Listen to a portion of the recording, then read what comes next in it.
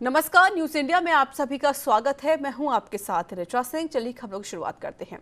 दिल्ली स्थित भाजपा मुख्यालय में राष्ट्रीय अध्यक्ष जेपी नड्डा की अध्यक्षता में अहम बैठक हुई और इस बैठक में पार्टी और सरकार के बीच समन्वय पर चर्चा की गई। इसके साथ ही वैक्सीनेशन और उत्तर प्रदेश सहित अन्य राज्यों में होने वाले विधानसभा चुनावों को लेकर भाजपा का रणनीति पर चर्चा की गई है। भाजपा ने भावेश कलिता को असम और शारदा देवी को मणिपुर इकाइयों के अध्यक्ष के रूप में नामित किया है। इस बैठक में केंद्रीय गृह मंत्री अमित शाह, रक्षा मंत्री राजनाथ सिंह, वित्त मंत्री निर्मला सीतारमण और स्मृति ईरानी के अलावा पार्टी के वरिष्ठ नेता भी मौजूद रहे। इसके अलावा बैठक में उत्तर प्रदेश के शीर्ष भाजपा नेता भी शामिल हुए।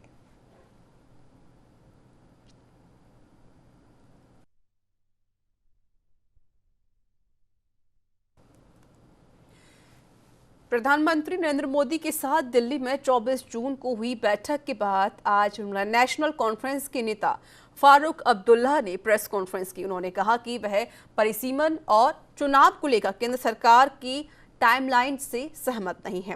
प्रेस कॉन्फ्रेंस में पार्टी नेता उमर अब्दुल्ला भी मौजूद थे। उमर अब्दुल्ला ने जम्मू कश्मीर में चुनाव कराए जाने पर कहा कि परिसीमन और पूर्ण राज्य का दर्जा देने को लेकर केंद्र की टाइमलाइन से हम सहमत नहीं हैं और चाहते हैं कि पहले जम्मू कश्मीर को पूर्ण राज्य का दर्जा मिले और तब चुनाव हो। वहीं नेशनल कॉन्फ्रेंस के प्रमुख फारूक अब्दुल्ला ने कहा कि देश के पहले प्रधानमंत्री ने हमसे जनमत संग्रह का वादा किया था।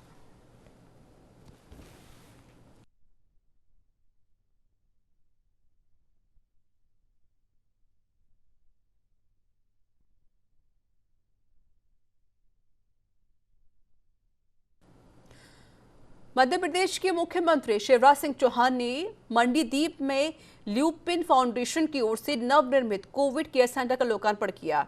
इस दौरान उन्होंने कहा कि जब समाज को जरूरत होती है तो हमें आगे आना होता है और ल्यूपिन ने इस जिम्मेदारी को बखूबी निभाया है।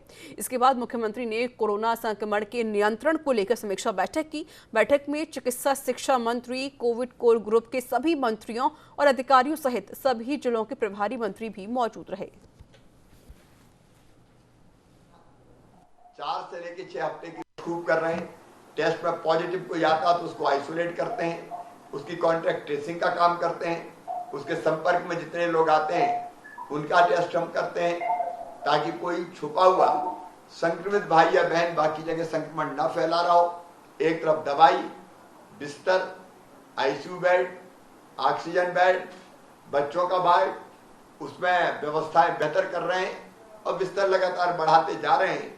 तो दूसरी तरह कोविड एप्रोप्रिएट बिहेवियर मतलब मास्क लगाएं, दूरी बनाएं, हाथ साफ करें, इसके जन जागरण का अभियान भी हम लोग चला रहे हैं। तो ये तीसरी लहर की तैयारी के रूप में आज हमने इस कोविड केयर सेंटर का शुभारंभ किया है। भगवान करे, हम सब यही प्रार्थना करते हैं कि इसके उपयोग की जरूरत ना पड़े। दिल्ली से सटे गाजीपुर बॉर्डर पर कृषि कानूनों की वापसी की मांग को लेकर बड़ी संख्या में किसान ट्रैक्टर ट्रॉली के साथ पहुंचे और शक्ति प्रदर्शन करके सरकार को चिताया। भाकियू प्रवक्ता राकेश टिकैत ने कहा कि आंदोलन को 7 महीने पूरे हो गए हैं। सरकार जब चाहे तब बातचीत शुरू कर सकती है। कृषि कानूनों की वापसी तक हमारा आंदोलन जारी रहेगा। उन्होंने कहा कि अब महीने में 2 बार किसान बड़ी संख्या में ट्रैक्टर के साथ गाजीपुर पहुंचेंगे। और वहीं गाजीपुर बॉर्डर पहुंचे किसानों ने कहा कि अब वह दोबारा से अपने आंदोलन को मजबूत करने में लगे हुए हैं। 26 तारीख को महत्वपूर्ण मानते हुए बड़ी संख्या में किसान दूर दराज से बॉर्डर पर पहुंचे। पश्चिम उत्तर प्रदेश के सहारनपुर और मुजफ्फरनगर जिले से भी 400 से ज्यादा ट्रैक्टर बॉर्डर पर पहुंचेंगे।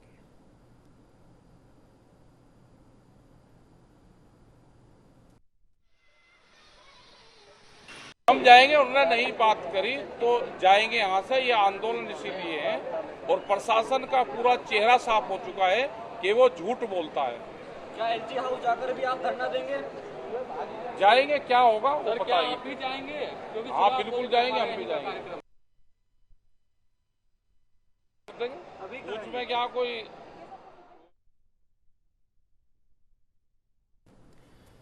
एक दिन के विराम के बाद आज फिर पेट्रोल डीजल बाजार में आग लग गई है। सरकारी तेल कंपनियों ने आज पेट्रोल की कीमत में जहां 35 पैसे तो डीजल की कीमत में 35 पैसे प्रति लीटर की बढ़ोतरी कर दी है। वहीं पेट्रोल डीजल की बढ़ती कीमतों को लेकर लोगों ने अपनी अपनी प्रतिक्रिया दी है।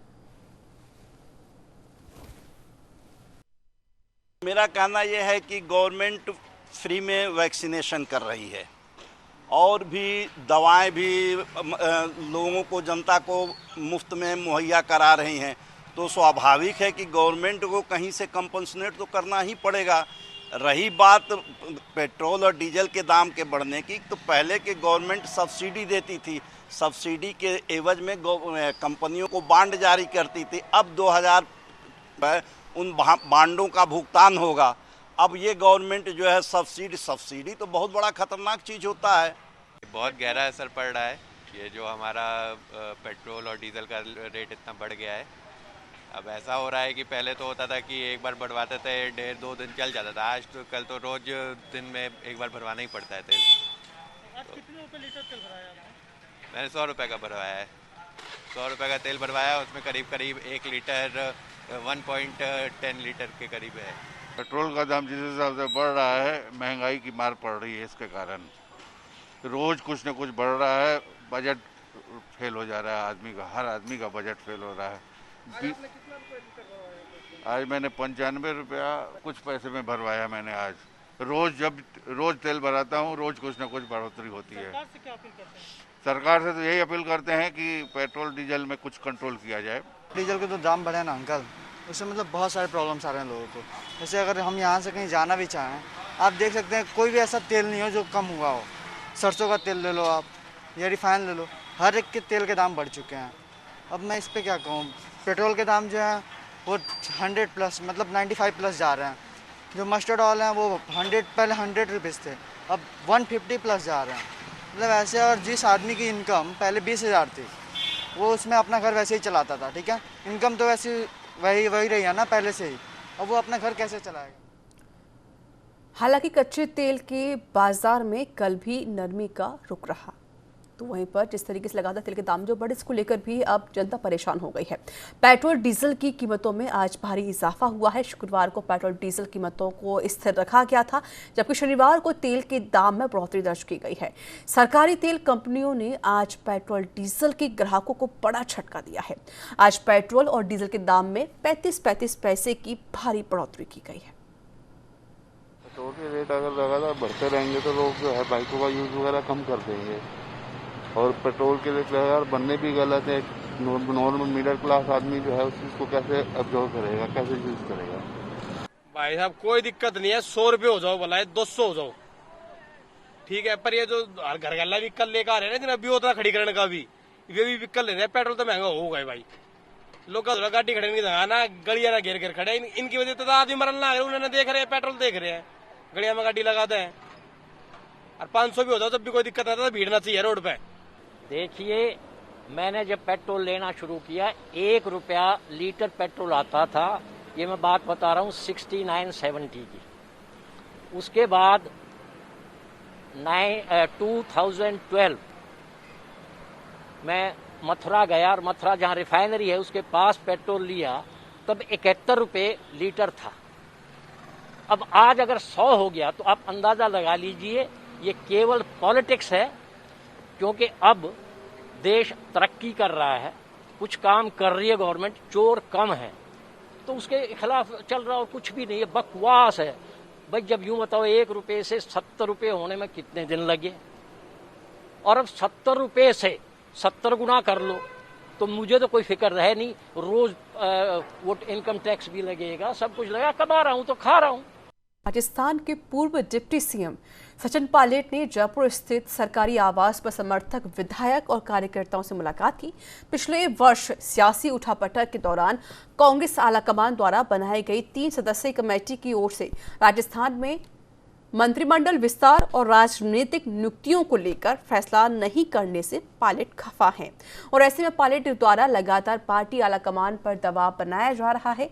इसके बाद सचिन पायलट ने प्रदेश भर से पहुंचे कांग्रेस कार्यकर्ताओं और समर्थकों से मुलाकात भी की। इस दौरान गंगापुर और चाकसू में पहुंची SC/ST समाज की महिलाओं ने पायलट के समर्थन में सामाजिक समरसता और भाईचारे के राजस्थानी लोकगीत गाए।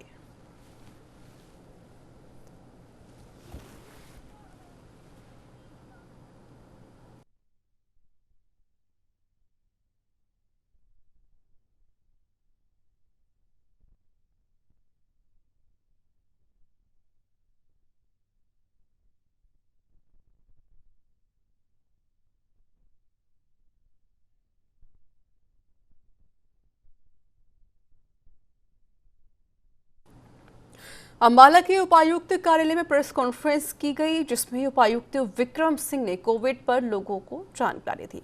इस दौरान उपायुक्त विक्रम सिंह ने बताया कि सरकार की गाइडलाइंस पर ध्यान दिया जाएगा और इसके साथ ही वैक्सीनेशन में और भी तेजी लाई जाएगी। इस दौरान उपायुक्त ने वी आर वैक्सीनेटेड के मंत्र पर जोर दिया। उन्होंने कहा कि अंबाला की 55% आबादी को वैक्सीन का पहला डोज लग चुका है। वेरिएंट कोविड का भी कई जगह देखने में आ रहा है, तो इसके लिए जो हम तैयारी कर रहे हैं आगे, तो उसमें प्रिवेंशन और क्योर दो अलग अलग सेगमेंट बन जाते हैं। तो हमारा फोकस दोनों पे ही रहेगा, पर ज़्यादा फोकस हम करेंगे प्रिवेंशन पे, ताकि किसी को क्योर की स्टेज तक आना ना पड़े। तो प्रिवेंशन के लिए दो चीज़ें हैं मेनली। पहला सोशल एटिकेट्स, या जो सरकार की तरफ से गाइडलाइंस है, मास्क लगाना, सोशल डिस्टेंसिंग करना, हाथ धोना बार बार, ये सारी चीज़ें लोगों से आग्रह रहेगा, ये सारी चीज़ें वो फॉलो करें। सेकंड होता है वैक्सीनेशन।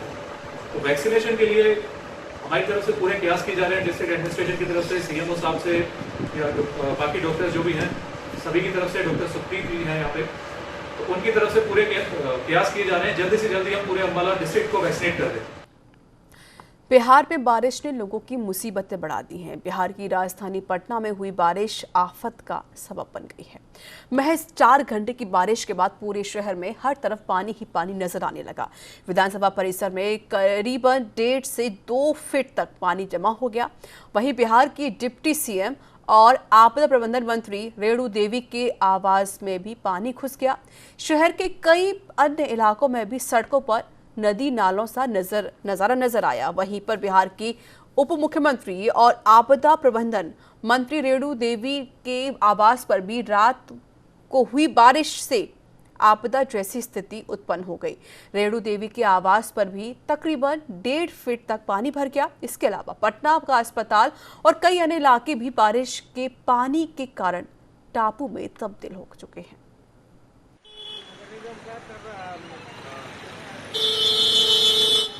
एक्सपीरियंस तो देख करके हम चंबू हैं, हम तो आरा जिला से आए हैं, डॉक्टर के रिपोर्ट लेना था। अभी तो मानसून पूरा आया भी नहीं है, अगर मानसून पूरा आ जाएगा अब देखा जाए क्या हाल है। राजधानी पटना है, यहाँ का जब ये हाल है तो और जब सब जगह का क्या हाल है। उत्तर प्रदेश के सहारनपुर में जिला पंचायत अध्यक्ष पद के लिए प्रत्याशियों ने नामांकन पत्र दाखिल किया। सहारनपुर में दोपहर 3 बजे तक चली राजनीतिक उथल पुथल के बाद केवल 2 ही प्रत्याशियों ने अपना पर्चा भरा। बीजेपी के प्रत्याशी मांगेराम चौधरी ने नामांकन दाखिल किया, तो वहीं तीसरे मोर्चे के प्रत्याशी के रूप में जॉनी उर्फ जयवीर ने कांग्रेस नेताओं की मौजूदगी में अपना नामांकन भरा।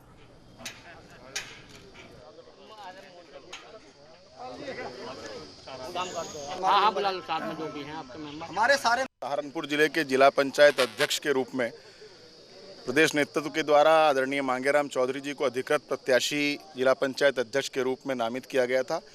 आज जनपद सहारनपुर के सभी सम्मानित जनप्रतिनिधिगण, मेरे जिलाध्यक्षगण, हमारे उत्तर प्रदेश सरकार में मंत्री आदरणीय डॉक्टर धर्म सिंह सैनी जी, हमारे पिछड़ा वर्ग आयोग के अध्यक्ष आदरणीय जसवंत सैनी जी और हमारे प्रत्याशी आदरणीय मांगेराम चौधरी जी, हमारे जिलाध्यक्ष आदरणीय डॉक्टर महेंद्र सैनी जी, हमारे प्रभारी सतपाल जी, हमारे सभी साथी विधायकगण और इन सब के साथ पार्टी के प्रत्याशी के रूप में मांगेराम चौधरी जी ने नामांकन अपना दाखिल किया है। प्राथमिकता जिले के विकास की रहेगी। बीजेपी के एंटी पर्चा भरने का काम किया है। जो हमारे लोग थे, जिसका एक कैंडिडेट को चयन किया गया था, वो किसी वजह से पर्चा नहीं भर पाया। मैं 4 मोर्चों का प्रत्याशी हूँ, संयुक्त मोर्चों का, जिसमें कांग्रेस, समाजवादी पार्टी, भीम आर्मी और बहुजन समाज पार्टी, 4 प्रत्याशी, 4 पार्टियाँ और निर्दलीय भी हमारे साथ हैं, हमारे टच में हैं। 4 पार्टियां चुनाव लड़ा रही हैं। संयुक्त मोर्चा का प्रत्याशी हूं और आप लोगों का आशीर्वाद अगर रहा तो जीतकर 3 तारीख में दर्ज कराएंगे जीत और जिले सहारनपुर के लिए विकास का काम करेंगे। बीजेपी के खिलाफ हमने संयुक्त मोर्चे के प्रत्याशी जॉनी भाई को उतारा है, उन्होंने अपना पर्चा नामांकन दाखिल किया है। अभी एक प्रत्याशी और अन्य आए थे जो बता रहे थे संयुक्त मोर्चा से हैं, शिमला देवी जी, तो क्या वजह रही वो उनका पर्चा दाखिल नहीं? अब वो जाने कि उन्होंने पर्चा दाखिल क्यों नहीं किया, ये तो उनका व्यक्तिगत मामला है और खुलकर आ जाएगी बात क्यों नहीं किया। हमीरपुर में जिला पंचायत चुनाव में नया मोड़ आ गया है। दरअसल निषाद पार्टी और बीजेपी प्रत्याशी ने अपना नामांकन किया, लेकिन नामांकन के दौरान सपा प्रत्याशी कहीं भी नजर नहीं आए। आपको बता दें कि सपा ने डॉक्टर वंदना यादव तो बीजेपी ने जयंती राजपूत को प्रत्याशी बनाया है और वहीं निषाद पार्टी ने अध्यक्ष पद के लिए दुष्यंत सिंह परिहार को प्रत्याशी बनाया।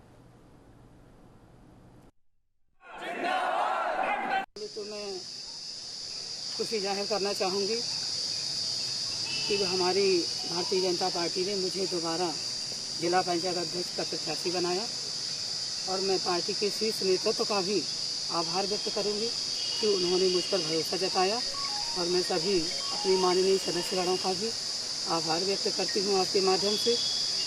और जहाँ से मैं जीत के आई हूँ सैकड़ों सीटों से, उन सभी सम्मानित जनता का भी मैं आभार व्यक्त करती हूँ। और आपने जैसा कि प्रश्न किया है कि समाजवादी पार्टी वालों ने नामांकन नहीं किया है, तो हमारी निर्विरोध जीत होगी और हम विजय होंगे। जिला पंचायत अध्यक्ष पद का उम्मीदवार हूँ, जो जिला अध्यक्ष जी के सामने मैंने आज इसको स्वीकार किया। क्या प्राथमिकता होगी आप अध्यक्ष बनते जिला पंचायत के?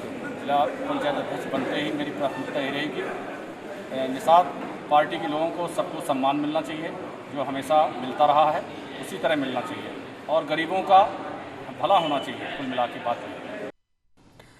उत्तर प्रदेश के प्रतापगढ़ में जिला पंचायत अध्यक्ष पद के लिए अफीम कोठी में सपा से 1, बीजेपी से 2, जनसत्ता दल से 1 से प्रत्याशी ने नामांकन दाखिल किया है। तो वहीं जनसत्ता दल प्रत्याशी माधुरी पटेल ने समर्थकों के साथ अफीम कोठी पहुंचकर अध्यक्ष पद के लिए नामांकन किया। इसके बाद समाजवादी पार्टी के उम्मीदवार अमरावती यादव ने नामांकन किया। तो वहीं बीजेपी की ओर से घोषित उम्मीदवार शमा सिंह के अलावा बीजेपी की पूनम इंसान ने भी अफीम कोठी पहुंचकर अध्यक्ष पद के लिए नामांकन किया। इसके बाद कैबिनेट मंत्री राजेंद्र प्रताप सिंह की ओर से भी प्रेस वार्ता की गई।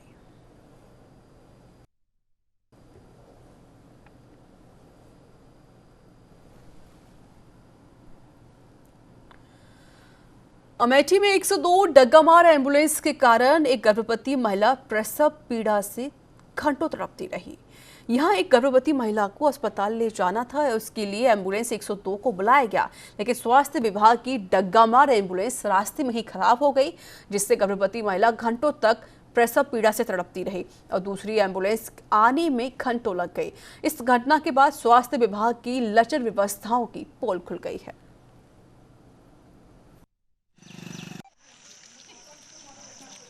संज्ञान में आया है हमारे कि एम्बुलेंस जो है ख़राब हो रही है, रास्ते में उसे मरीजों को पहुंचने में असुविधा हो रही है। इसको तत्काल संज्ञान में लेते हुए संबंधित एजेंसी जो जीवीके है उनके मैनेजर को हमने बुलाया है और उनसे वार्ता भी कर रहा हूं कि किन परिस्थितियों में ऐसा हुआ है और उनको निर्देशित किया है कि यथाशीघ्र जो एम्बुलेंस ख़राब हो गई है उनको ठीक करा लें, जो कंडम होने लायक है उन्हें कंडम करवाएं। हरदोई जिले में 3 अलग-अलग स्थानों पर हुई विवाद में हुई हिंसक झड़प हो गई, जिसमें 3 लोगों की जान चली गई है और कई लोग घायल हो गए हैं। इन घटनाओं में प्याहानी कोतवाली क्षेत्र में रास्ते के विवाद में युवती की मौत हो गई, वहीं बघोली में पत्नी के ईंट से किए गए हमले की पति की मौत हो गई, जबकि लोनार कोतवाली इलाके में बाग में मवेशी के घुस जाने से विवाद में चले लाठी डंडों से एक महिला की मौत हो गई। पुलिस ने तीनों शवों को कब्जे में लेकर पोस्टमार्टम के लिए भेज दिया है, जबकि घायलों को जिला अस्पताल में भर्ती करा दिया गया है और इन सभी मामलों पर तेज कार्रवाई कर दी है। थाना लोनार क्षेत्र में कंजरपुरवा निवासी सुनीता और सोनकली 2 महिलाओं में आपस में किसी बात को लेकर विवाद हो गया। फिर उसी विवाद में इनके परिजन भी आ गए और आपस में मारपीट हुई है। मारपीट के दौरान सुनीता वाइफ ऑफ राकेश उम्र लगभग 60 साल, ये ज़्यादा इंजर्ड हो गई है। इनको जिला अस्पताल लाया गया है। अभी भी सूचना मिली है कि इनकी डेथ हो गई है। पुलिस परिजनों से तारीख लेकर के मुकदमा पंजीकृत कर रही है। अन्य विधिक कार्रवाई पुलिस द्वारा की जा रही है। शीघ्र ही इसमें जो आरोपी हैं उनको गिरफ्तार किया जाए। थाना बघौली पर बेचन निवासी बरवा सरसन इन्होंने प्रार्थना पत्र दिया है कि शाम के वक्त इनके बहू और बेटे खाना खा रहे थे, किसी बात को लेकर के आपस में इनमें झगड़ा हो गया, जिसमें बहू उर्मिला ने बेटे पप्पू को चोट पहुंचाई। इनको तत्काल अस्पताल ले जाया गया, रास्ते में इनकी मृत्यु हो गई है। पुलिस को जैसे सूचना मिली, पुलिस ने उचित धाराओं में अभियोग पंजीकृत किया है। जो आरोपी पत्नी उर्मिला है उसको पुलिस ने हिरासत में लिया है, पूछताछ की जा रही है। पंचायतनामा भर के पोस्टमार्टम कराया जा रहा है। पीलीभीत के थाना माधो टांडा क्षेत्र के गांव सवलपुर रामपुरा में एक बुजुर्ग को पीट कर मार दिया गया। बताया जा रहा है कि कुछ दिन पहले मृतक बुद्धसेन के बेटे सुनील ने गांव के कुछ लड़कों से 200 रुपये उधार लिए थे, जिसके बाद उधार वापस लेने के लिए गांव के लड़के सुनील के घर पहुंचे और उधारी वापस ना देने पर सुनील को पीटने लगे। मारपीट देखकर सुनील के पिता मौके पर पहुंचे, जहां पर अपने लड़के को बचाया। हमने 10-12 दिन पीछे उनसे 200 रुपये लिए थे, तो शाम को उसने हमसे मांगे, तो हमने ये बोला अभी मेरे पास है नहीं, सुबह दे दूंगा मैं। तब वो माना नहीं, वो मुझे मारने लग गया वो। तो इतने में पिताजी ने मेरा सुना, पिताजी निकल के आ गए अंदर से। वो बोले लो 200 रुपये मेरे पास हैं, ले लो, लड़ाई क्यों कर रहे हो। तो उसने मेरे को छोड़ दिया, मेरे पिताजी को फिर मारने लग गए वहीं रोड पे। तो तुरंत ही उन्होंने मारा मेरे पिताजी को, रोड पर वो गिरे मुंह की बात, तो वहीं तुरंत ही मौत हो गई। तो इसी के साथ इस बुलेटिन में इतना ही। नमस्कार।